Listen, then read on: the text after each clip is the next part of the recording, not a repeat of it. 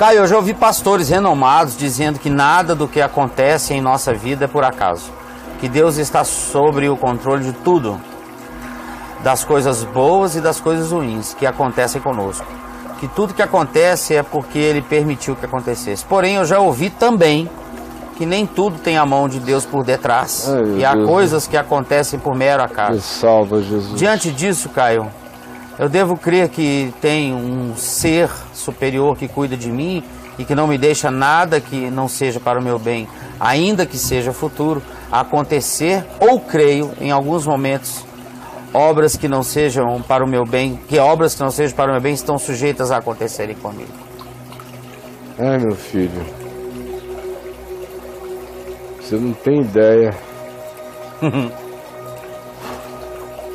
Eu vou ter que vir pra cá agora com um balão de oxigênio, cara.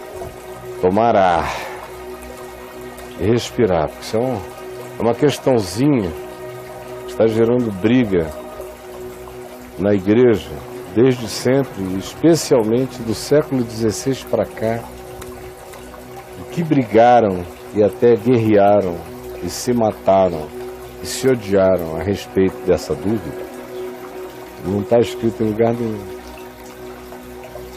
E quando na realidade a única coisa que se manda, a única que se manda é que você vá e faça o que é bom. Quem é que foi o próximo do homem caído? Ah, foi aquele que agiu com misericórdia para com ele, então vai tu e faz o mesmo. O tempo todo no Evangelho é vai e faz. Levanta teu leito, anda. Ao invés de ficarem nessas especulações. Salvação, meu filho, é uma questão de Deus. Como eu acabei de dizer, eu não tenho nada a ver, eu não posso produzir salvação, eu não posso. Nada do que eu faço produz salvação, nem a minha pregação produz salvação. Nada meu produz salvação, salvação vem de Deus, é graça de Deus. A única coisa que eu posso fazer é viver a alegria, a gratidão do amor de Deus todos os dias. E aí todas as coisas cooperam para o bem daqueles que amam a Deus, que vivem com amor, com gratidão, que reconhecem o Senhor em todos os seus caminhos. Reconhece a Deus nos teus caminhos e Ele endireitará as tuas veredas. Todas as coisas cooperam para o bem daqueles que amam a Deus, que são os que reconhecem a Deus, que dão razão a Deus, e Ele endireita as veredas da gente por caminhos misteriosos. Agora, eu não tenho condição de te explicar, porque você não vai entender. Eu ia ter que começar falando do significado de acaso. Você não iria entender o significado de acaso. O significado de soberania de Deus, que vocês ficam pensando que é Deus, assim, brincando de puxar o bichinho pra cá. Tira daqui! Ah, ainda bem, salve esse aqui, deixa eu botar ele aqui. Aquela coisa patética de Deus. Olha lá, meu filhinho, tá ainda mais meu filhinho, deixa eu pegar. Ih, peguei. Não, aquele ali não é meu filho, não frequenta a minha igreja, deixa aí, deixa esse. Ah, coitadinho, se ferrou. Ih, o diabo pegou, coitado, teve tanta gente, não quis. Eu não aguento mais. Eu não aguento mais. É infartosa a situação, de tanta angústia que produz ver vocês paralisados aí. A soberania é tão de Deus que ninguém sabe como ela é. Você entendeu, meu filho? É por isso que eu abomino essas teologias sistemáticas, onde você abre o capítulo da soberania de Deus. Aí lê aquela coisa. Só deixa você mais confuso sobre o que seja soberania. Porque uma coisa que eles não percebem é que ninguém consegue distinguir a soberania de Deus da liberdade do homem. Eles não conseguem discernir, eles ficam pensando que uma coisa é uma coisa, outra coisa é outra coisa. Assim como eles não conseguem discernir acaso da soberania de Deus. Eles não entendem que a soberania de Deus é tão soberana que ela opera em todos os processos da existência, sem interferir em nada, porém alimentando os mecanismos das liberdades das criaturas, dos seres e dos fenômenos, de tal modo que, pela própria liberdade desses fenômenos, todas as coisas contribuirão para o bem daqueles que amam a Deus, porque a contribuição não é fruto de uma conjunção de fatos positivos, mas sim de levar o indivíduo consciente a um momento de lucidez interpretativa, em que ele vê que todas as coisas, as que doeram, as que não doeram, as que ele chamou más e as que ele chamou boas, todas elas na sua soma foram os elementos que produziram o estado de consciência pelo qual agora ele enxerga e vê que, embora tenha havido tanta calamidade, de outra feita ele não teria chegado à compreensão, ao discernimento, à iluminação e à conclusão existencial que agora ele chegou. Essa é a síntese a qual Paulo chama de amor de Deus. Todas as coisas cooperam conjuntamente para o bem. Essa síntese, que é feita de consciência grata, que Paulo chama de o bem dos que amam a Deus.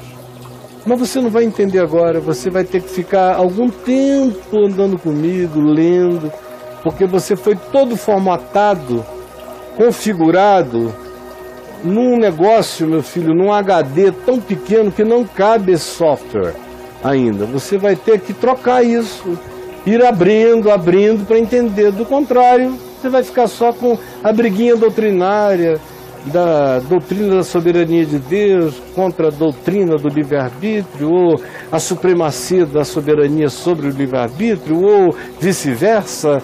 O acaso ninguém consegue explicar, mas está aí também. Então a solução mais simples é esta. Para quem gosta de Deus, o mal que chega foi porque ele permitiu. Para quem não gosta de Deus, o mal que chega foi cacete mesmo.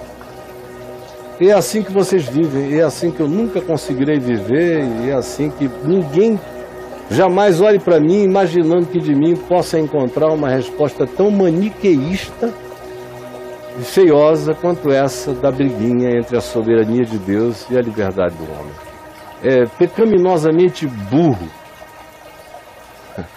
ficar empacado aí.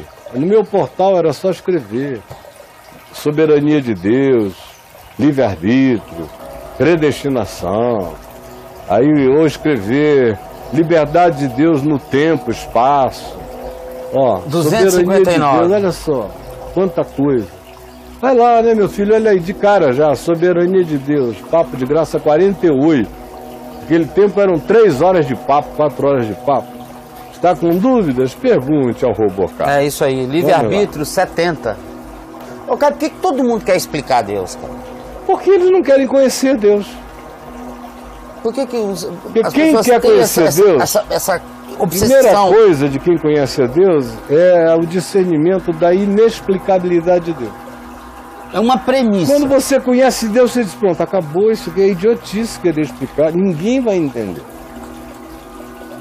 Ninguém vai entender, porque, brolho, eu não tenho Deus para provar, então Deus não é científico.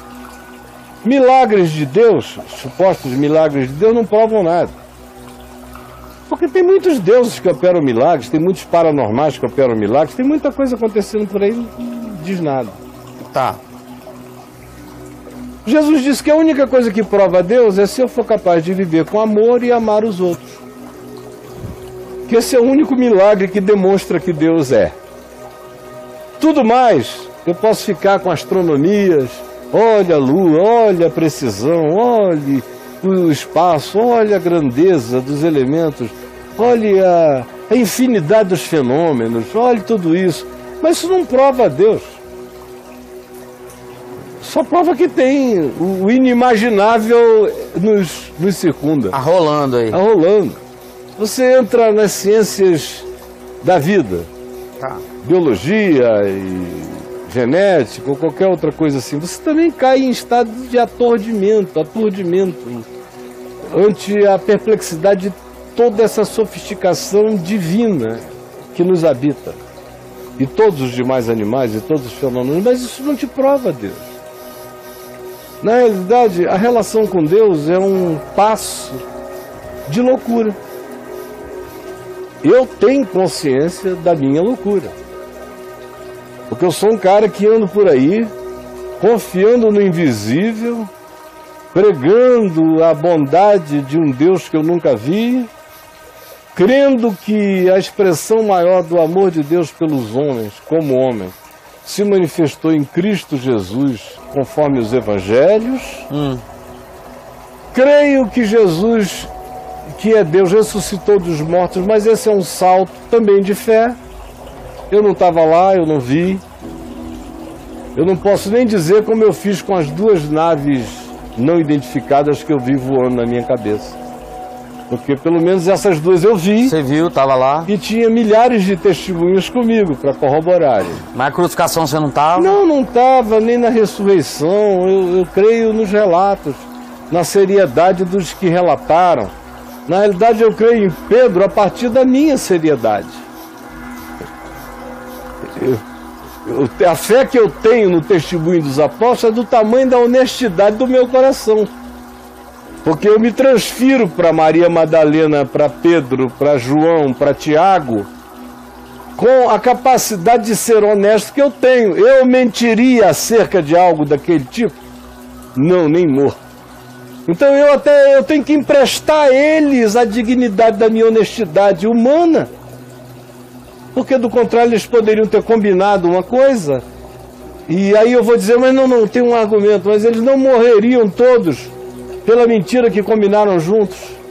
Morreram separadamente, em horas diferentes, para sustentar uma mentira que eles combinaram. Aí tá, não, dá uma desmontada, legal, mas não prova a ressurreição também. Eu posso eliminar os argumentos contrários, mas eu não posso provar o fato.